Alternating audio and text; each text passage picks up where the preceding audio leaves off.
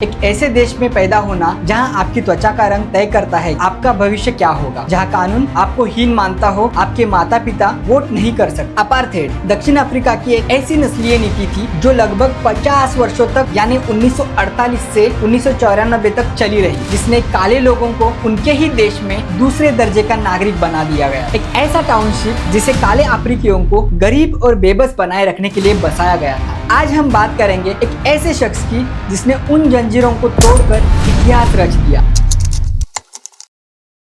जरा सोचिए, एक ऐसे देश में पैदा होना जहां आपकी त्वचा का रंग तय करता है कि आपका भविष्य क्या होगा, जहां कानून आपको हीन मानता हो, आपके माता पिता वोट नहीं कर सकते और जहां काला मतलब गरीब होता था।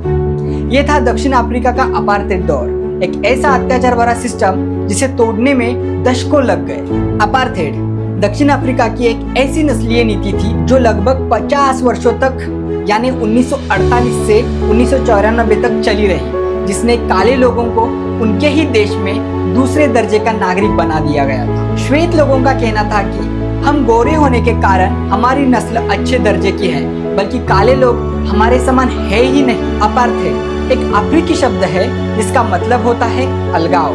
दक्षिण अफ्रीका में 1948 में शुरू हुई ये नीति श्वेत यानी व्हाइट और अश्वेत यानी ब्लैक लोगों को पूरी तरह अलग रखने के लिए बनाई गई थी। नतीजा ये रहा कि ब्लैक पीपल एक विक्टिम की तरह जीते रहे। वो गोरे लोगों के द्वारा अत्याचार में घिरे हुए थे।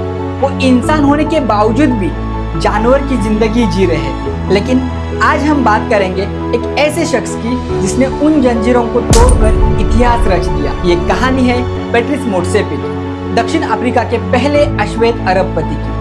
Yes, south Africa first black billionaire. एक ऐसे इंसान की जिसने संघर्ष को अपनी ताकत बनाया, अत्याचार को अवसर में बदला और दुनिया को दिखा दिया कि अंधेरे अतीत के बावजूद एक उज्जवल भविष्य मुमकिन है।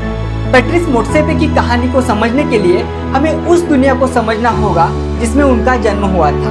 28 जनवरी 1962 को वो सोवेटो में पैदा हुए थे, एक ऐसा टाउनशिप जिसे काले अफ्रीकियों को गरीब और बेबस बनाए रखने के लिए बसाया गया था। उनके पिता एक छोटी सी दुकान चलाते थे, माँ एक अध्यापिका थी। लेकिन उस समय के अपार्थेड कानून ने उनके सपनों पर एक सीमा लगा दी थी। काले बच्चों को भीड़ भाड़ वाले स्कूल में पढ़ना पड़ता था। काले मजदूरों को गोरे लोगों की तुलना में सिर्फ 10वां हिस्सा वेतन मिलता था और काले व्यापारी ऐसा तो लगभग सुनने में भी नहीं आता था। लेकिन 1994 में सब कुछ बदल गया। नेल्सन मंडेला रिहा हो गए, अपार्थेड खत्म हुआ और पहली बार काले दक्षिण अफ्रीकियों को बड़ा सोचने की आजादी मिली। लेकिन पैट्रिस मोटसेपे ने सिर्फ सपना नहीं देखा, उन्होंने मौके को पहचाना और वो इसके लिए तैयार थे। पैट्रिस मोटसेपे का पहला हथियार था शिक्षा। उन्होंने स्वाज़ीलैंड यूनिवर्सिटी से लॉ की पढ़ाई की, फिर विट्स यूनिवर्सिटी से आगे की डिग्री ली। वो जोहान्सबर्ग के गिने चुने अश्वेत वकीलों में से एक बन गए। लेकिन वहाँ एक मोड़ आया। वकील बनने के बाद भी लोग एक काले चेहरे पर भरोसा करने के लिए हिचकिचाते थे। लेकिन मोटसेपे ने हार नहीं मानी। उन्होंने अपनी नाराजगी को अपनी ताकत बना दी। जब वो खदानों में काम करने वाले मजदूरों का केस लड़ते थे, तब उन्होंने गहरी बात नोटिस की। दक्षिण अफ्रीका की सोना और प्लैटिनम की खदानें अब भी गोरों के कब्जे में थी, अपार्थेड खत्म होने के बाद भी।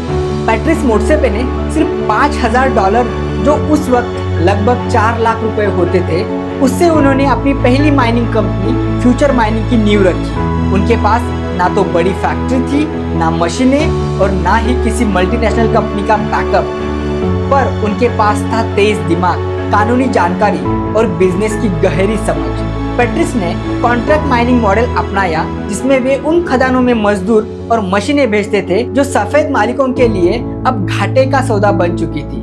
उन्होंने उन खदानों को नए सिरे से चलाया, लागत कम रखी और मुनाफा अधिक कमाया। देखते ही देखते उनका काम खनन की दुनिया में फैलने लगा। सिर्फ 3 साल के अंदर उन्होंने फ्यूचर माइनिंग को अफ्रीकन रेनबो मिनरल्स यानी ARM में बदल दिया, एक ऐसी कंपनी जो अब खुद खदानों की मालिक बन चुकी है। पैट्रिस ने साउथ अफ्रीका की ब्लैक इकोनॉमिक एम्पावरमेंट नीति का भी लाभ उठाया और सरकारी कंपनियों से पार्टनरशिप की। उन्होंने सोना, प्लैटिनम, आयरन और कोयले की खदानों में भारी निवेश शुरू किया। उनकी कंपनी ने न केवल खदानों को दोबारा जिंदा किया, बल्कि सैकड़ों बेरोजगार अश्वेतों को रोजगार भी दिया। पेट्रिस ने एक ऐसा बिजनेस मॉडल बनाया जो मुनाफा तो देता ही था, लेकिन सामाजिक बदलाव का वाहक भी बना। 2004 तक उनकी कंपनी की वैल्यू करोड़ों डॉलर में पहुंच चुकी थी और उन्हें साउथ अफ्रीका का सबसे अमीर अश्वेत उद्योगपति कहा जाने लगा। 2008 में फोर्ब्स ने उन्हें दक्षिण अफ्रीका का पहला अश्वेत अरबपति घोषित किया। उनकी कुल संपत्ति उस समय 2.4 बिलियन डॉलर तक पहुंच चुकी थी और ARM अब एक मल्टी कमोडिटी माइनिंग दिग्गज बन चुकी थी। लेकिन पेट्रिस ने केवल अपने लिए नहीं कमाया, उन्होंने 2013 में द गिविंग प्लेज साइन कर आधी संपत्ति चैरिटी को दान करने का ऐलान किया। उनके फाउंडेशन ने शिक्षा, स्वास्थ्य, ग्रामीण विकास में करोड़ों डॉलर का योगदान दिया। इसके अलावा उन्होंने मामेलोडी सनडाउन्स नामक एक फुटबॉल क्लब भी खरीदा, जिससे युवाओं को खेल और अनुशासन के जरिए सुधार और विकास संभव हो सके। कोविड-19 महामारी के दौरान भी पेट्रिस ने 400 करोड़ रुपए से अधिक दान कर दक्षिण अफ्रीका के अस्पतालों और स्वास्थ्य संस्थानों की मदद की। लेकिन हो सकता है कि उनकी सबसे बड़ी विरासत ये हो, उन्होंने दुनिया को दिखाया कि अश्वेत अफ्रीकी सिर्फ बिजनेस में हिस्सा नहीं ले सकते, वो इसमें राज भी कर सकते हैं। आज उनकी कंपनी ARM में 20,000 से भी ज्यादा लोग काम करते हैं और मोर्चे पे खुद आज के युवा अश्वेत उद्यमियों को गाइड करते हैं। उनका मानना है, अगर आपकी सफलता दूसरों को ऊपर नहीं उठाती तो वो अधूरी है।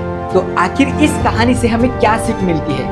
यही कि जब मकसद पक्का हो और हौसला मजबूत, तो कोई दीवार इतनी ऊंची नहीं होती जिसे पार न किया जा सके। पेट्रिस मोर्चे पे चाहते तो अपार्थाइड की हदों को स्वीकार कर लेते, एक छोटे से कस्बे के वकील बनकर जिंदगी बिता सकते थे, लेकिन उन्होंने इतिहास को दोबारा लिखने का फैसला किया।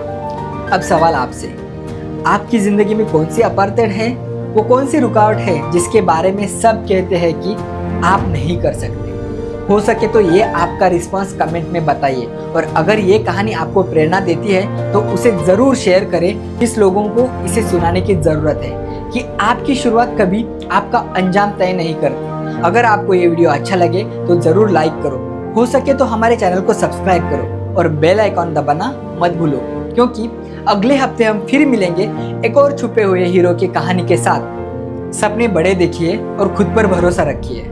मिलते हैं अगले वीडियो में, तब तक आज के लिए धन्यवाद।